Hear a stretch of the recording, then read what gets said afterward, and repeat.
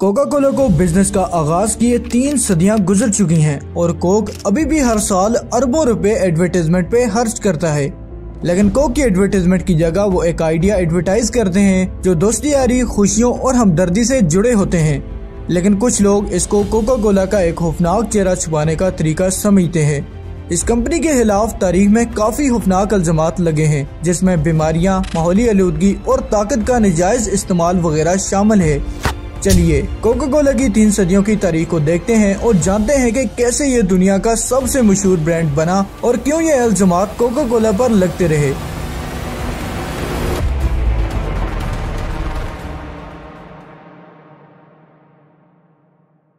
1880s में एक trend चला जिसकी वजह से लोगों ने डॉक्टर्स पे एतबार करना काफी हद तक खत्म कर दिया और घरेलू टोटकों का इस्तेमाल काफी हद तक बढ़ गया। इस दौरान कुछ चालाक बिजनेसमैन ने मौके को पहचाना और दवाइयां और जूस बनाना स्टार्ट किए, जिसको सेहत के लिए फायदेमंद प्रोडक्ट कहकर बेचा जाने लगा। हालांकि ये जूस और दवाइयां अक्सर सेहत के लिए खतरनाक होते थे। इस टाइम की एक मशहूर दवा का नाम वेन मरियानी था, जिसमें शराब और कोकेन को मिक्स किया गया था और इश्तिहारों के मुताबिक इसे 3 गिलास रोजाना पीने से मुआवजाती इलाज हो सकते थे। जॉन पेम्बरडन, अमेरिकन सिविल वार का रिटायर्ड फौजी और मॉर्फिन के नशे का आदी, जब इसको वेन मरियानी दवा दी गई तो वो इसका दीवाना बन गया। उसे लगना शुरू हो गया कि वो इसकी नशे की आदत और तलब को दूर करती है। जॉन, जो पेशे से एक केमिस्ट भी था, उसने फैसला किया कि वो दवा का खुद एक वेरिएंट बनाएगा, जिसके नतीजे में 1884 में फ्रेंच वाइन कोक नाम की एक कंपनी को शुरू किया। जॉन की किस्मत खराब थी क्योंकि कंपनी स्टार्ट करने के ठीक 1 साल बाद गवर्नमेंट ने मुख्तलिफ स्टेट में शराब की सेल पर बैन लगा दिया, जिसके नतीजे में जॉन को अपनी बनाई हुई मशरूब में से शराब को निकालना पड़ा और उसकी जगह कार्बोनेटेड वाटर को डालना पड़ा। इस कार्बोनेटेड वाटर को मिक्स करने की वजह से उसकी ड्रिंक का जायका बहुत कड़वा हो गया। फ्रेंच वाइन कोक से शराब निकालने के बाद जॉन के अकाउंटेंट फ्रैंक रॉबिन्सन ने उसे कोका कोला के नाम का आइडिया दिया।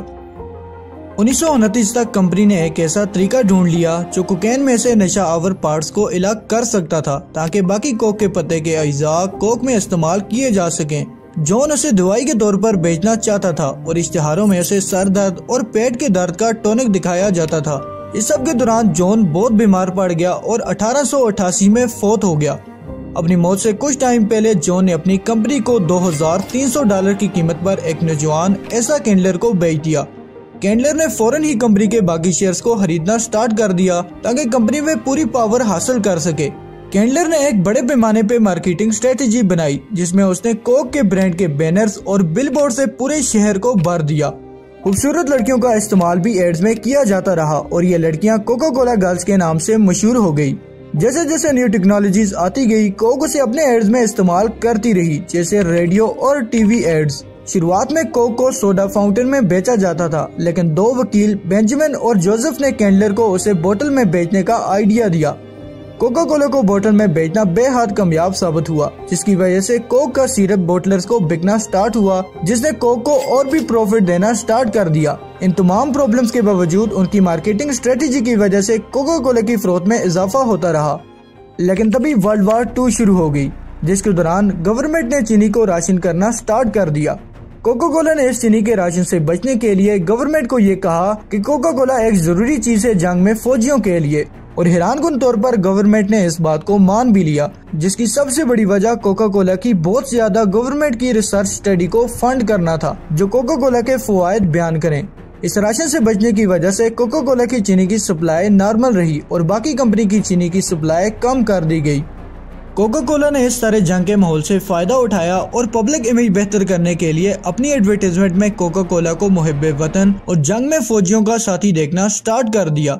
कोका कोला ने गवर्नमेंट से एक डील यह की कि जिसमें कंपनी को इजाजत दी गई कि वो अमेरिका से बाहर बोटलिंग प्लांट लगा सकें, और मजे की बात यह है कि ये बोटलिंग प्लांट आधे अमेरिका की आवाम ने फंड करने थे, यानी प्लांट्स लगाने के आधे पैसे गवर्नमेंट ने देने थे टैक्स के पैसों से। वर्ल्ड वार 2 के एंड तक कोका कोला दुनिया भर में 64 बोटलिंग प्लांट लगा चुकी थी। 1980 में रिसर्च की वजह से कोक के सेहत पर नेगेटिव असरात सामने आना शुरू हुए, जो जाहिर है कोका कोला के लिए एक बहुत बड़ा मसला बन गया। रिसर्च के मुताबिक कोका कोला मोटापे, शुगर की बीमारी और दूसरी सेहत के मसाइल का बायस बन रही थी। कोका कोला को बहुत तनकीद का सामना करना पड़ा क्योंकि कोक में नशा आवर चीज कैफीन शामिल थी और कोक खुलेआम बच्चों को बेची जा रही थी। यहाँ तक कि कोक ने रिसर्च स्टडी को पैसे देकर ये रिसर्च स्टडी करवाई कि कोक किसी तरह से भी सेहत पर बुरे असर नहीं डालती। इसके अलावा कोका कोला ने करोड़ों डॉलर लगाए ताकि शुगर टैक्स से जान छुड़ाई जा सके।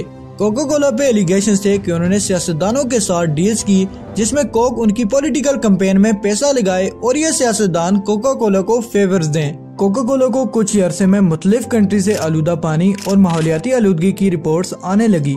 बेल्जियम में कोक की प्रोडक्ट इस्तेमाल करने के बाद बच्चे बीमार पड़ गए, जिसकी वजह से इन प्रोडक्ट्स को मार्केट से वापस उठाया गया। फ्रांस में भी कोका कोला के इस्तेमाल की वजह से लोगों के बीमार होने की रिपोर्ट्स आई और कोक की चीजों को टेम्परेरी बैन कर दिया गया। मेक्सिको में कंपनी ने प्रेसिडेंट से डील की ताकि कोका कोला को फायदे दिए जाएं और यही मेक्सिको के प्रेसिडेंट पहले कोका कोला मेक्सिको के CEO रह चुके थे। इसी वजह से कोक पे बहुत इल्जामात लगते रहे, जिनमें पानी की आलूदगी और माहौलियाती आलूदगी टॉप पे थे। ब्राजील में कोका कोला ने वेंडिंग मशीन शुरू की जिसमें बोतल्स में टेम्परेचर को देखकर कीमत सेट की जाती थी, यानी बोतल जितनी ठंडी होगी उतनी ही महंगी होगी ताकि प्रॉफिट बढ़ाए जाएं। आखिर में जब कोई कोका कोला की तारीफ पर रिसर्च करता है तो जो खूबसूरत तस्वीर कोका कोला 3 सदियों से बनाने की कोशिश कर रहा है, उस तस्वीर का भयानक चेहरा देखने में ज्यादा वक्त नहीं लगता। ये नोट करना जरूरी है कि पुरानी तारीफ वाली किसी भी बड़ी कंपनी वाली रिसर्च कुछ अजीब से वाकयात ही सामने लाती है। कोका कोला कंपनी के पास पेप्सी के बिजनेस को खरीदने के लिए काफी मौके आए, मगर कोका कोला ने कभी ज्यादा अहमियत नहीं दी। कोका कोला ने पेप्सी पर कोर्ट केस किया कि पेप्सी कोक प्रोडक्ट की नकल कर रही है, लेकिन कोर्ट ने पेप्सी के हक में फैसला दिया कि कोला एक आम टर्म है, सिर्फ कोका कोला की नहीं। इसी वजह से एक मार्केटिंग की जंग की शुरुआत हुई कोक और पेप्सी के बीच में। दोनों कंपनी ने प्राइस में कमी और डिस्काउंट का इस्तेमाल किया। पेप्सी ने फिर पेप्सी चैलेंज का आगाज किया, जहां लोगों ने बगैर देखे यानी ब्लाइंड टेस्ट में कोक और पेप्सी को ट्राई किया और टेस्ट में पेप्सी को बेहतर रैंकिंग दी गई।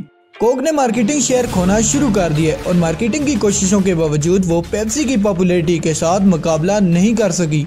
कोका कोला ने एक बोल्ड मूव करते हुए कोक का फार्मूला बदलने का फैसला किया और न्यू कोक को मार्केट में इंट्रोड्यूस किया और इसका जायका वाकई में बेहतर साबित हुआ, लेकिन पब्लिक ने इस न्यू कोक को तनकीद का निशाना बनाया और पुराना टेस्ट वापस लाने की डिमांड की। इस गलत कदम ने कोका कोला के असल टेस्ट की याद फिर से ताज़ा कर दी और कोक पहले से कई गुना ज्यादा बड़ा ब्रांड बनना शुरू हो गया। तनकीद और सेहत पर बुरे असर के बावजूद कोका कोला का ब्रांड तरक्की करता चला गया और हर साल अरबों डॉलर्स कोक की मार्केटिंग पे लगते रहे। कंपनी अपना इमेज एक पुराने दोस्त जैसा दिखाती है ताकि कस्टमर की लॉयल्टी कोक के साथ हमेशा रहे और कोक मार्केट लीडर की पोजीशन से कभी ना हटे।